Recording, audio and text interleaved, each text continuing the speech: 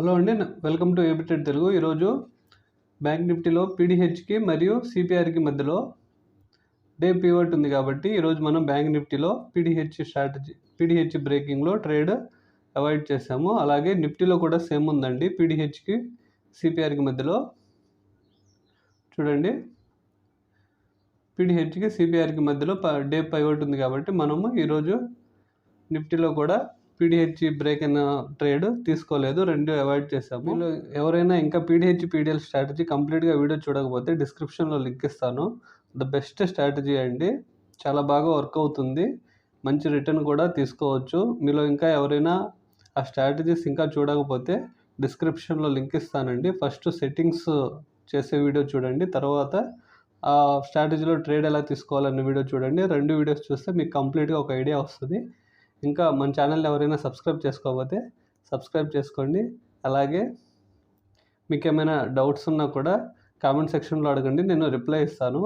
ఇంకా రేపటి మార్కెట్ అనాలిసిస్ని ఒకసారి అబ్జర్వ్ చేసినట్లయితే చూడండి, బ్యాంక్ నిఫ్టీ ఒక మేజర్ ట్రెండ్ లైన్ని మనం చాలా రోజుల నుంచి గమనిస్తున్న ట్రెండ్ లైన్ని బ్రేక్ చేసి పైన క్లోజ్ అవ్వడానికి ట్రై చేసింది.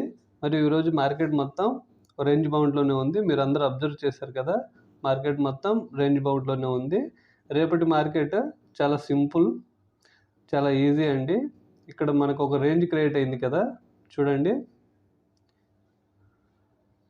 ఈ రేంజ్ రేపటి మార్కెట్ ఈ రేంజ్ పైకి వెళ్తే సింపుల్ మనము సిడి వైపు వెళ్ళిపోతాము. ఒకవేళ ఈ రేంజ్ క్రిందకి బ్రేక్ అయితే మనము ట్రేడ్ అవాయిడ్ చేస్తామండి కంప్లీట్గా. రేపు పిఈ ట్రేడ్ తీసుకోము, ఓకేనా. పైకి రేంజ్ పైకి బ్రేక్ అయితే సింపుల్ మనము సిఈ ట్రేడ్ తీసుకొని కూల్ ఆఫ్ అయిపోతాము. మన టార్గెట్ వచ్చేసరికి మనము వీక్లీ అనాలిసిస్లోనే మాట్లాడుకున్నాము.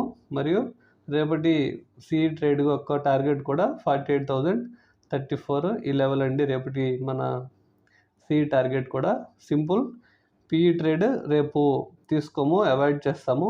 ఒకవేళ మనకి పీడిఎల్ స్ట్రాటజీలో పిఈ ట్రేడ్ వస్తే తీసుకుంటాం, కానీ ప్రైజ్ యాక్షన్ పరంగా పిఈ ట్రేడ్ వస్తే మనము పిఈ ట్రేడ్ కంప్లీట్గా అవాయిడ్ చేస్తాము. మరియు సిఈ ట్రేడ్ సింపుల్, ఈ బాక్స్ ఉంది కదా, ఈ బాక్స్ పైన మార్కెట్ క్లోజ్ అయితే ఒక 15 మినిట్స్ క్యాండిల్ క్లోజ్ అయినా మనము సింపుల్గా సిఈ తీసుకొని కూల్ ఆఫ్ అయిపోతాము. మన టార్గెట్ వచ్చేసరికి 48,034. అంతవరకు అంటే బాగా లెంత్ అనిపిస్తే ఆ లెవెల్ సింపుల్. నెక్స్ట్ ఇమ్మీడియట్ మన టార్గెట్ వచ్చేసరికి చూడండి, ఈ లెవెల్ మనకి ఇమ్మీడియట్ టార్గెట్ అవుతుంది 47,721, ఓకేనా. ఈ లెవెల్ అనేది మన ఇమ్మీడియట్ టార్గెట్ అవుతుంది.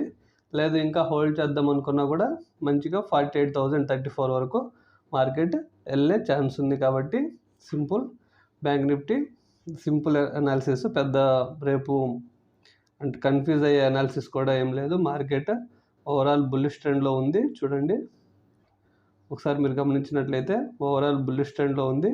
మార్కెట్ కొంచెంసేపు ఇక్కడ కన్సాలిడేట్ అవుతుంది, తర్వాత ఇది బ్రేక్ అయిన తర్వాత మళ్ళీ మార్కెట్ యాజ్ యూజువల్గా పైకి వెళ్తుంది. ఇన్ కేస్ కిందకి బ్రేక్ అయితే అది ఫేక్ బ్రేక్అవుట్ లాగా కన్సిడర్ చేయాలి.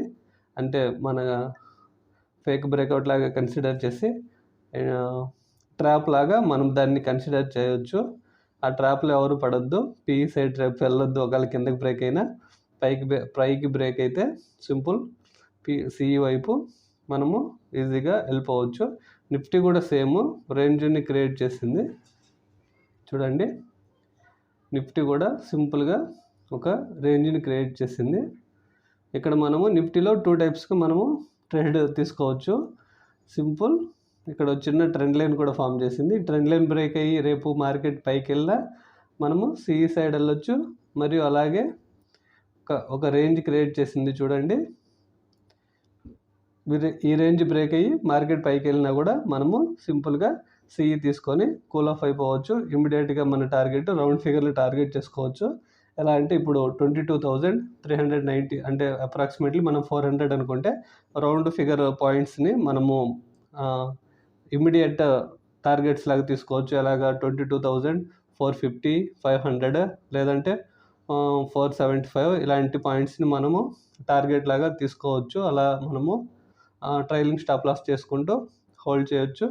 లేదు మనం వీక్లీ పెద్ద టార్గెట్ కావాలంటే మనం ఆల్రెడీ వీక్లీ టార్గెట్స్ కూడా మాట్లాడుకున్నాం కదా, 23,044 అరౌండ్ అక్కడి వరకు మార్కెట్ వెళ్ళే ఛాన్స్ ఉంది. అంతవరకు రిస్కీ ఎందుకు అనుకుంటే రౌండ్ ఫిగర్ టార్గెట్స్ని క్యారీ చేసుకుంటూ మనము ట్రేడ్ని తీసుకోవచ్చు. సింపుల్ అండి. నిఫ్టీ బ్యాంక్ నిఫ్టీలో చాలా ఈజీ ప్యాటర్న్లో మార్కెట్ మూవ్ అవుతుంది. సో ఇలాంటి చిన్న అంటే ఈజీగా మార్కెట్ మూవ్ అవుతున్నప్పుడు కూడా మనము ఆ మూమెంట్ని మనం క్యాష్ చేసుకోలేకపోతే ఆప్షన్ బయర్స్ అంటే తర్వాత మార్కెట్ రేంజ్ బౌండ్లో ఉన్న వోల్టైల్గా ఒకే రేంజ్లో మూవ్ అవుతున్నప్పుడు అప్పుడు ఎలాగో మనకి డీకే వల్ల లేదంటే ఇంకా అదర్ ఫ్యాక్టర్స్ వల్ల మనము లాస్ అయ్యే ఛాన్స్ ఉంటుంది. ఇలా మార్కెట్ సింపుల్గా మూవ్ అయ్యేటప్పుడు మనము వాటిని క్యాష్ చేసుకుంటే తర్వాత మనం సస్టైన్ అవ్వడానికి ఈజీగా ఉంటుంది.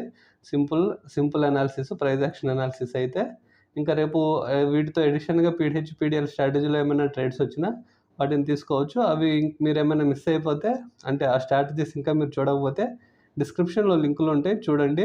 మరియు మన టెలిగ్రామ్లో జాయిన్ అవ్వండి. మీకు ఏదైనా ప్రైస్ యాక్షన్ ప్యాటర్న్ నీట్గా ఫామ్ అవుతే మనం అక్కడ అప్డేట్ చేయడం జరుగుతుంది. మనం అక్కడ లైవ్లో డిస్కస్ చేయడానికి కూడా వీలుంటుంది. కాబట్టి మీరు అక్కడ మన టెలిగ్రామ్లో జాయిన్ అవ్వడానికి ట్రై చేయండి. దట్స్ ఇట్ అండి. Thank you.